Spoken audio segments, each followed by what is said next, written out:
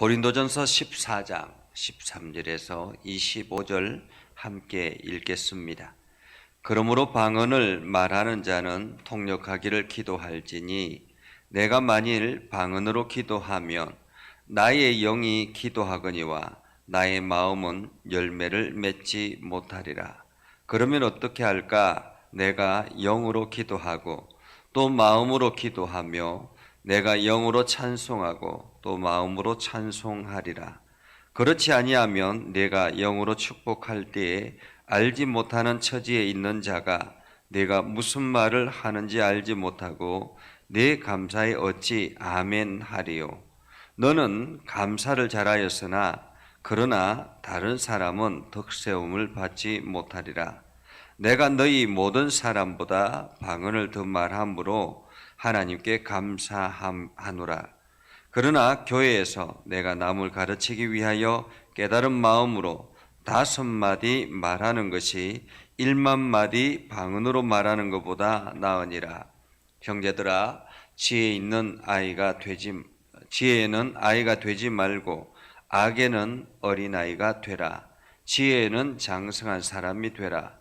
율법에 기록된 바 주께서 이르시되 내가 다른 방언을 말하는 자와 다른 입술로 이 백성에게 말할지라도 그들이 여전히 듣지 아니하리라 하였으니, 그러므로 방언은 믿는 자들을 위하지 아니하고 믿지 아니하는 자들을 위하는 표적이나 예언은 믿지 아니하는 자들을 위하지 않고 믿는 자들을 위함이니라.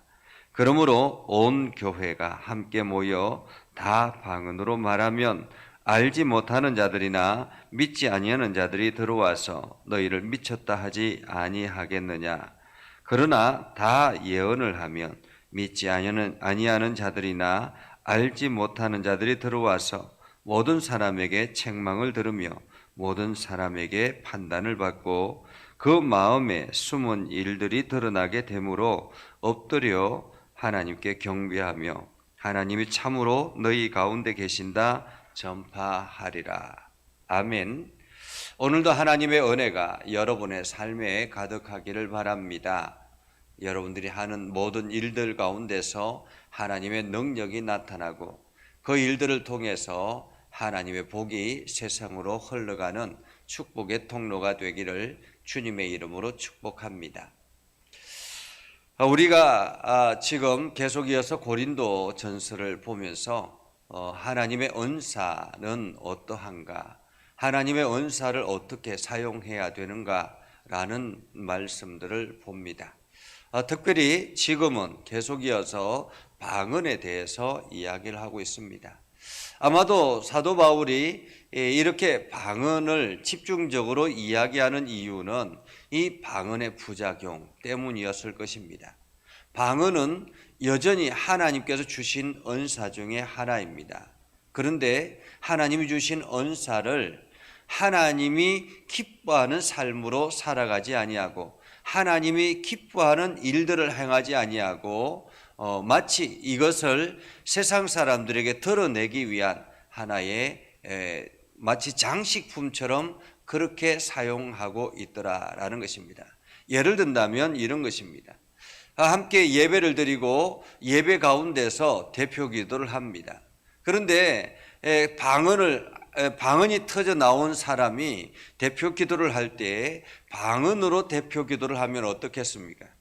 지금은 이제 교회가 많이 질서가 잡혀서 대표 기도는 모든 사람들이 함께 들을 수 있고, 그리고 모든 사람들의 기도의 제목들을 마음을 모아서 하나님 앞에 드린다, 이러한 것들을 알기 때문에 그러지만은 이때 당시에는 이러한 어떤 질서가 잡혀 있지 않는 상태였습니다. 그렇기 때문에 교회가 생겼고 하나님의 은사를 받았고 그 은사 중에 특별히 방언의 은사를 받았으니 보통 사람들이 드러내기에는, 보통 사람들과 함께 살아가기에, 함께 이야기하기에는 너무 특별하잖아요. 갑자기 알지 못하는 말로 막 이렇게 이야기를 하기 시작하면 어떻게 저 사람이 저런 말들을 할 수 있지? 이런 생각을 할 수 있지 않겠습니까? 그래서 방언이 특별하게 보였던 거예요. 예언을 하거나 아는 다른 기존의 것들은 다 이게 사람들이 알아들을 수 있고 또 권면을 하고 이런 일들이기 때문에 아무런 문제가 없지만은 방언은 좀 특별하잖아요. 이게 보통 사람들이 알아듣지 못하는 언어, 일반 사람들이 알아듣지 못하는 언어로 이야기를 하기 때문에 특별하고, 그래서 저 방언은 대단하다, 특별하다, 이런 생각을 가지게 됐다라는 것입니다. 이것이 이제 대표 기도를 할 때도 마치 자기를 드러내기 위해서 방언으로 기도하기 시작하면 모든 사람들이 무슨 말인지도 모르고 그냥 가만히 눈만 감고 있다고 생각해 보십시오. 그리고 나중에 방언이 끝나고 난 다음에 아멘 하면 그냥 사람들은 아멘 하는 거예요. 무슨 의미가 있겠느냐라는 말입니다. 오늘 사도 바울이 이야기하는 것도 이러한 것입니다. 만약에 방언을 한다면, 대표 기도로 방언을 한다면 통역자를 세우라라는 거예요. 통역하는 사람, 통역하기를 기도하라라는 거죠. 아니, 너가 방언을 하기를 원한다면, 그 방언으로 사람들 앞에 드러내기를 원한다면 통역의 은사도 달라라고 기도하라라는 것입니다. 그래서 너 자신이 방언으로 말하고 그것을 통역하고 이렇게 하면 사람들이 무슨 뜻이구나 하는 것을 알게 된다라는 거죠. 또 이것이 방언이 자기 자신에게도 마찬가지입니다. 방언으로 많은 말들을, 많은 기도를 하는데 정작 자기 자신은 무슨 뜻인지도 모르고 그냥 기도만 오랫동안 한 거예요. 1시간 하고 2시간 하고 3시간 하고 오랫동안 기도만 하고 나면 자기 마음에는 허하다라는 것입니다. 영으로는 기도해서 하나님과 함께 깊은 교통을 오고 갔지만은 마음속에는 무슨 기도를 했지 내가, 이런 생각이 들지 않겠습니까? 그래서 사도 바울이 이렇게 말합니다. 네가 만일 방언으로 기도하면 나의 영이 기도하거니와 나의 마음은 열매 맺지 못한다. 마음은 열매 맺지 못한다. 그러면 어떻게 할까? 내가 영으로 기도하고 마음으로 기도하며 내가 영으로 찬송하고 마음으로 찬송하리라. 그렇지 아니하면 내가 영으로 축복할 때에 알지 못하는 처지에 있는 자가 내가 무슨 말을 하는지 알지 못하고 내 감사에 어찌 아멘하리요 라고 이야기합니다. 그러니까 만약에 사람들이 너가 열심히 축복을 하고 방언으로 축복을 했는데 아무것도 그것이 무슨 뜻인지 알지 못하고 가만히 있다가 아멘하면 그 축복한 것이 무슨 의미가 있겠느냐라는 말이죠. 그래서 방언을 하려면은 방언의 통역의 은사도 달라고 하나님 앞에 간절하게 기도하라라는 거죠. 또한 마찬가지로 감사를 잘하였으나 다른 사람은 덕세움을 받지 못한다. 너 자신은 감사하고 하나님의 은혜에 감사하고 하나님께서 나에게 부어주신 것에 감사하고 이렇게 열심히 방언으로 기도했지만은 정작 다른 사람들은 너가 무슨 감사를 했는지 알지 못하니 무슨 덕이 있겠느냐라는 말이죠. 무슨 덕이 있겠느냐. 아마도 사람들이 사도 바울이 방언으로 사람들한테 말하지 않았기 때문에 사도 바울은 방언을 하지 못하는구나 라고 생각할 수 있다라는 거죠. 그래서 사도 바울이 이야기합니다. 내가 너희 모든 사람보다 방언을 더 말함으로 하나님께 감사하노라. 나도 너희보다 훨씬 더 방언으로 기도하는 것을 잘한다라는 거예요. 그러나 교회 안에서 내가 남을 가르치기 위해서 깨달은 마음으로 5마디 말하는 것이 1만 마디 방언으로 말하는 것보다 나으느니라. 그렇지 않겠습니까?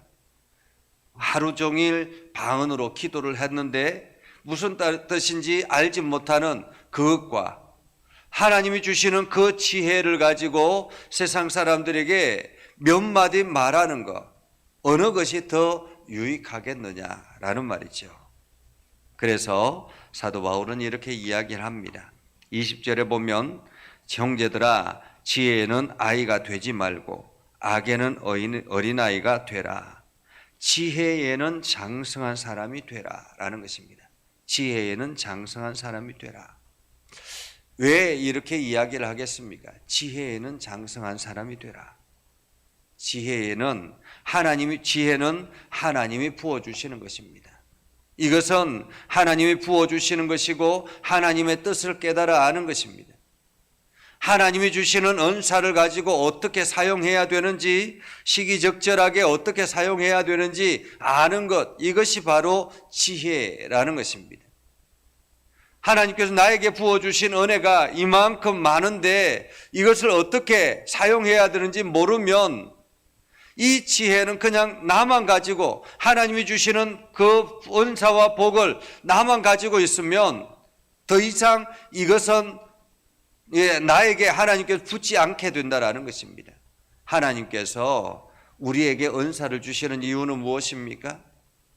하나님께서 우리에게 은사를 주시는 이유는 나만을 위해서 주시는 것이 아니라 이것이 하나님의 교회, 하나님 나라를 세워나가기 위해서 나에게 은사를 주시는 것입니다.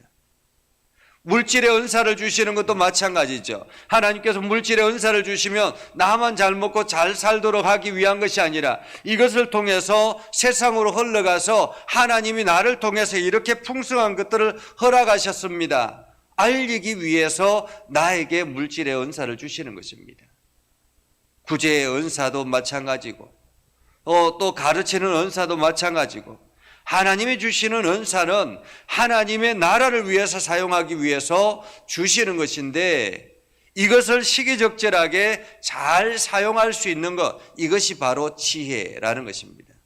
그런데 이 지혜를 자기 자신을 뽐내기 위해서 마치 어린아이가 조그만 물건 좋은 것을 하나 가지고 있으며 이것을 자랑하기에 바쁜 것처럼 하나님께서 나에게 주시는 방언의 은사라든지 여러 가지 은사들을 가지고 이것을 자랑하기에 바쁘다면, 하나님을 드러내기보다, 하나님의 교회를 세우기보다, 하나님 나라를 세워나가기보다 자기 자랑하기에 바쁘다면 얼마나 어리석은 일이겠느냐라는 말이죠.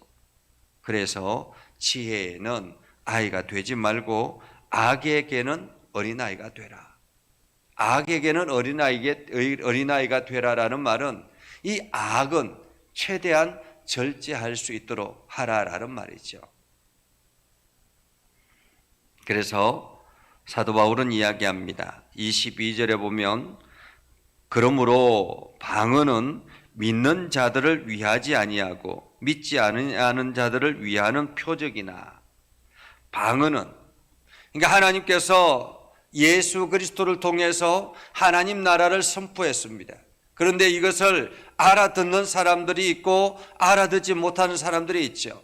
그러면서 어떤 사람들에게는 감추어진 보물이라고 이야기하지만 어떤 사람에게는 선물이다라고 이야기합니다.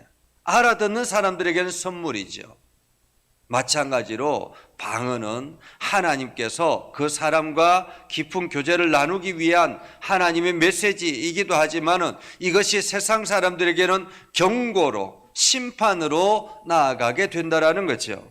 그래서 하나님의 심판에 대해서 부정적으로 저 사람들이 어떤 하나님의 심판이 주어지는가 하는 것을 알지 못하게 해 하나님께서는 방언으로 말하게 하기도 한다라는 거죠. 그래서 방언은 믿는 자들을 위하지 아니하고 믿지 아니하는 자들을 위한다. 믿는 자들에게는 이것이 아무런 의미가 없기 때문에 그런 거죠. 반면에 예언은 믿지 아니하는 자들을 위하지 아니하고 믿는 자들을 위합니다. 예언은 무엇입니까? 예언은 권면, 권고, 또한 위로, 격려 이런 것들이죠. 왜냐하면 상처 입은 자들에게는 위로하고, 그리고 또 잘못 가는 사람들에게는 경고를 하고 권면을 하고, 이것이 바로 하나님이 우리에게 주시는 예언의 메시지라는 것입니다. 그래서 24절에 이렇게 이야기합니다. 24절에 그러나 다 예언을 하면 믿지 아니하는 자들이나 알지 못하는 자들이 들어와도 모든 사람에게 책망을 들으며 모든 사람에게 판단을 받고 그 마음에 숨은 일들이 드러나게 되므로 엎드려 하나님께 경배하며 하나님이 참으로 너희 가운데 계신다 전파하리라. 이렇게 말하고 있죠. 여기서 모든 사람에게 책망을 들으며 모든 사람들에게 판단을 받고 이렇게 표현하지 않아요? 우리가 구약 성경의 예언서만 보아도 예언이 어떤 것인가 하는 것을 알 수가 있죠. 이스라엘 백성들이 하나님을 저버리고 다른 길로 걸어갔을 때 하나님께서는 예언자들을 통해서 그것을 선지자들을 통해서 하나님의 메시지를 전할 때 너희가 그렇게 가면 안 된다. 돌아오라 돌아오라 계속 이어서 말씀하시는 것이 바로 예언이지 않습니까? 하나님의 뜻이죠. 그래서 우리는 예언을 마치 점치는 것처럼 우리의 미래를 점치는 것처럼 그렇게 생각해서는 안 된다라는 것입니다. 예언은 하나님께서 우리 공동체에 우리 사람들에게 주시는 권면의 메시지라고 말할 수가 있습니다. 그래서 더 하나님 나라를 위해서 열심히 달려갈 수 있도록 더 하나님 나라를 세워나갈 수 있도록 더 하나님의 거룩함을 유지할 수 있도록 하나님께서 주시는 메시지 이것이 바로 예언이다라고 말할 수 있는 것이죠.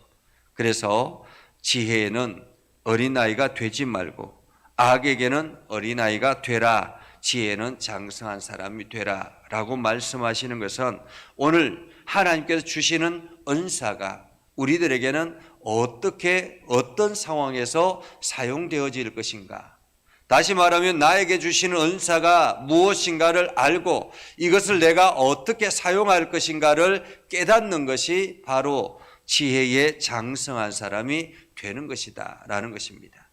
그래서 하나님께서는 모든 믿음의 성도들에게 하나님의 은사를 부어주셨습니다.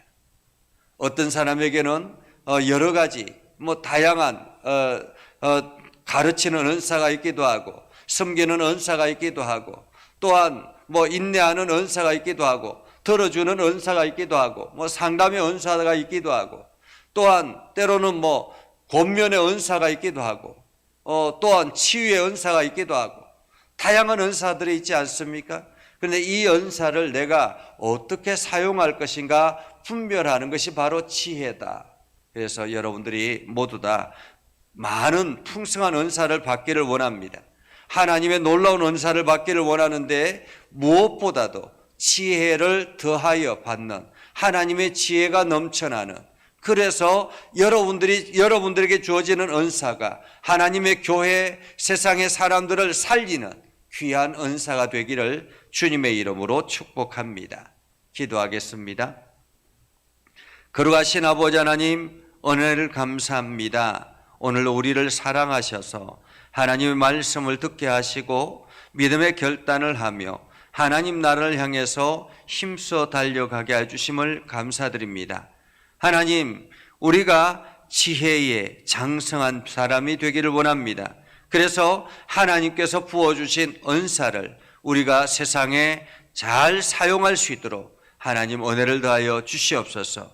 교회를 사랑하시는 아버지 하나님, 우리 예전교회가 이 지역과 온 열방을 세워나가는 귀한 교회가 되기를 원합니다. 하나님께서 필요하셔서 이 지역에 교회를 세우신 줄 압니다. 우리가 이 일에 열심을 다하게 하시고 하나님의 뜻을 위해서 힘써 달려가는 거룩한 교회 되도록 우리를 사용하여 주옵소서.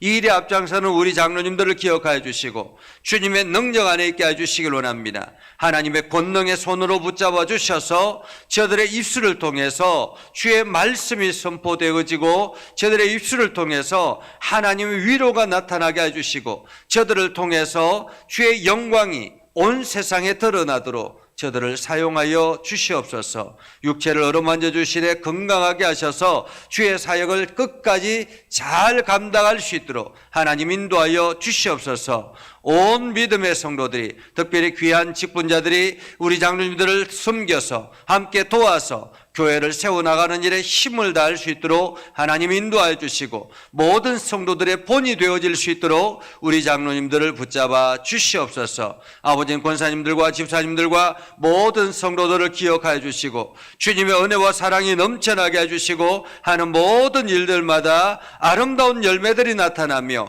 하나님의 능력과 하나님의 은사가 세상으로 흘러가게 하여 주시옵소서. 아버지 하나님, 이제 새롭게 일꾼들이 세워졌습니다. 이 나라에 새롭게 일꾼들이 세워졌사오니 그 일꾼들이 열심을 다하여 일을 감당하게 해주시고 그래서 이 나라를 아름답게 세워나갈 수 있도록 해주시고 무엇보다도 이 나라의 경제가 회복이 되어져서 많은 열방에 주의 복음을 선포하는 귀한 역사가 일어나게 하여 주시옵소서. 아버지 하나님, 오늘도 영적으로 육적으로 연약한 이들을 어루만져 주시고 강건하게 해주셔서 주의 능력의 손으로 어루만져 주시고 성령으로 어루만져 주셔서 치료하시고 회복시켜 주시옵소서. 아버지 하나님, 세계 열방 가운데 있는 믿음의 성도들을 기억하여 주시고 또한 상처 입은 심령들을 회복시켜 주시고 또 전쟁과 기근 가운데 있는 이들이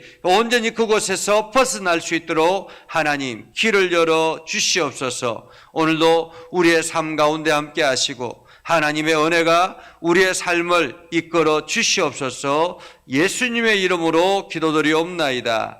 아멘.